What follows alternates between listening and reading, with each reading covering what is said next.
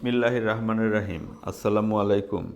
আজকের আয়োজনে থাকছে বাংলা থেকে কয়েকটি গুরুত্বপূর্ণ প্রশ্ন এবং তাদের সমাধান। এই প্রশ্নগুলো দুর্নীতি দমন কমিশনের নিয়োগ পরীক্ষায় এসেছিল। পুরো আয়োজনটি মন দিয়ে দেখতে থাকুন এবং প্রশ্নগুলো আত্মস্থ করার চেষ্টা করুন। চাষি ওরা নয়কো চাষা নয়কো ছোট লোক কে বলেছেন? চাষি ওরা নয়কো চাষা নয়কো ছোট লোক এটা বলেছেন হচ্ছে কাজী নজরুল ইসলাম। কাজী নজরুল ইসলামের সাম্যবাদী কাব্যগ্রন্থের কুলি মজুর কবিতার অংশবিশেষ হচ্ছে চাষি ওরা নয়কো চাষা নয়কো ছোট লোক। তার এ গ্রন্থের উল্লেখযোগ্য কবিতাগুলো হচ্ছে সাম্যবাদী গ্রন্থের উল্লেখযোগ্য কবিতাগুলো হচ্ছে সাম্যবাদী, ঈশ্বর, মানুষ, পাপ, চোর ডাকাত, বীরাঙ্গনা। পরের প্রশ্ন, পরাণের গহীন ভিতর কাব্যগ্রন্থের রচয়িতাকে? পরাণের গহীন ভিতর কাব্যগ্রন্থের রচয়িতা হলেন সৈয়দ শামসুল হক। সৈয়দ শামসুল হক রচিত কাব্যগ্রন্থ হল পরাণের গহীন ভিতর। তার উল্লেখযোগ্য কাব্যগ্রন্থ হচ্ছে একদা এক রাজ্যে, কাননে তোমারই সন্ধানে এবং আমি জন্মগ্রহণ করিনি। আবার পড়ছি, এই পরাণের গহীন ভিতর তো শামসুল হক রচিত কাব্যগ্রন্থ। তার অন্যান্য কাব্যগ্রন্থগুলো হচ্ছে একদা এক রাজ্যে, কাননে তোমারই সন্ধানে আর আমি জন্মগ্রহণ করিনি। এগুলো তার উল্লেখযোগ্য কাব্যগ্রন্থ। 21শে ফেব্রুয়ারির সংকলন গ্রন্থটি প্রথম সম্পাদনা করেন কে?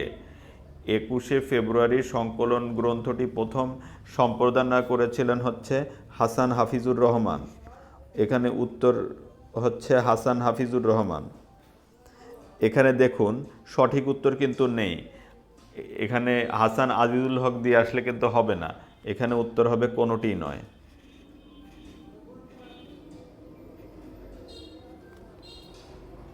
বাংলাদেশ স্বপ্ন দেখে গ্রন্থটি কে রচনা করেছেন? বাংলাদেশ স্বপ্ন দেখে গ্রন্থটি রচনা করেছেন হচ্ছে শামসুর রহমান।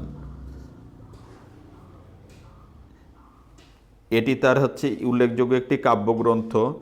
তার উল্লেখযোগ্য অন্যান্য কাব্যগ্রন্থগুলো হলো প্রথম গান দ্বিতীয় মৃত্যুর আগে, রৌদ্র করটিতে, বন্দি শিবির থেকে, অদ্ভুত উঠের পিঠে চলেছে স্বদেশ এবং এক ফোঁটা কেমন অনল।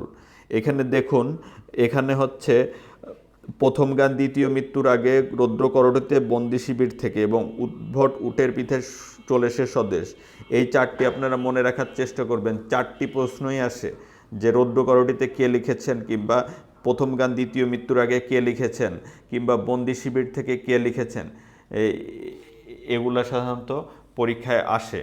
স্বভাবতই মধ্যংশ হয় এমন একটি উদাহরণ কোনটি? এটা হচ্ছে ঔষধ। স্বভাবতই মধ্যংশ হয়।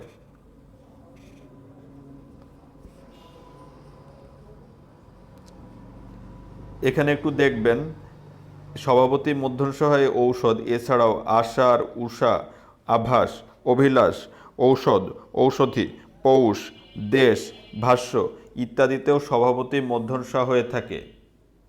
পরের প্রশ্নে চলে যাচ্ছি। সেতার কোন অর্থ দোতনা সৃষ্টি করে থাকে? সেতার হচ্ছে অনেক অর্থ দোতনা সৃষ্টি করে থাকে। সেতারে সে কোন অর্থ দোতনা সৃষ্টি করে? সেতারে সে হচ্ছে কোন অর্থ দোতনা সৃষ্টি করে? সেতারে সে হচ্ছে অনেক অর্থ দোতনা সৃষ্টি করে থাকে। সেতার বলতে বোঝায় হচ্ছে 3 তারযুক্ত বাদ্যযন্ত্র, তাই সে অনেক অর্থ দোতনা সৃষ্টি করে। 3 তার বলতে সেতার বোঝায় এবং সেতারে অনেক অর্থ দোতনা সৃষ্টি করে থাকে, মানে অনেক তার বোঝায়। সাধু ভাষা থেকে চলিত ভাষায় লিখতে পদযুগলের কি পরিবর্তন ঘটে?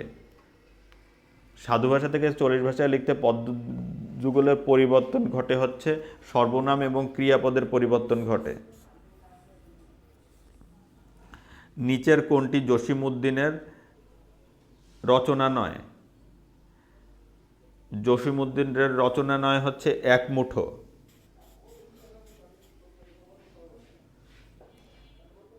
ধানক্ষেত জসিমউদ্দিন রচিত কাব্যগ্রন্থ। মধুমালতী পদ্মাপাড় তার রচিত হচ্ছে নাটক। এক মুঠো হচ্ছে অমিয় চক্রবর্তী রচিত কাব্যগ্রন্থ। ধ্বনি বিপর্যয়ের উদাহরণ কোনটি? ধ্বনি বিপর্যয়ের উদাহরণ হচ্ছে পিচাস। পিচাস হচ্ছে ধ্বনি বিপর্যয়ের উদাহরণ।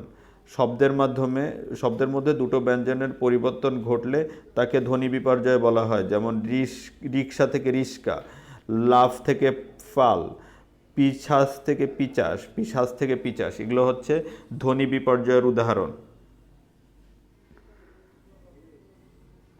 দুটো ব্যঞ্জনের স্থান পরিবর্তন হয়েছে। এখানে দেখুন, লাফ, লাফ থেকে ফটা প্রথমে চলে এসেছে, ফাল হয়েছে। ফটা প্রথমে চলে এসে ফাল হয়েছে। পিশাচ থেকে পিচাস, চটার স্থান পরিবর্তন হয়েছে। এখানে হচ্ছে সঠিক উত্তর হচ্ছে গ। কোনটি অলুক তৎপুরুষ সমাসের উদাহরণ? অলুক তৎপুরুষ সমাসটা কি আমরা একটু বোঝার চেষ্টা করব। যে তৎপুরুষ সমাসে পূর্বপদের বিভক্তি লোপ পায় তাকে অলুক তৎপুরুষ সমাস বলে। যে তৎপুরুষ সমাসে পূর্বপদের বিভক্তি লোপ পেয়ে যায় তাকে বলা হয় অলুক তৎপুরুষ সমাস। যেমন গায়ে পড়া, যে তৎপুরুষ সমাসে পূর্বপদের বিভক্তি লোপ পায় না, হ্যাঁ, তৎপুরুষ সমাসে পূর্বপদের বিভক্তি লোপ পায় না তাকে অলুক তৎপুরুষ সমাস বলা হয়। যেমন গায়ে পড়া, গায়ে পড়ার সমাস হচ্ছে গায়ে পড়া। চোখের বালি, চোখের বালি মানে যা তাই আছে।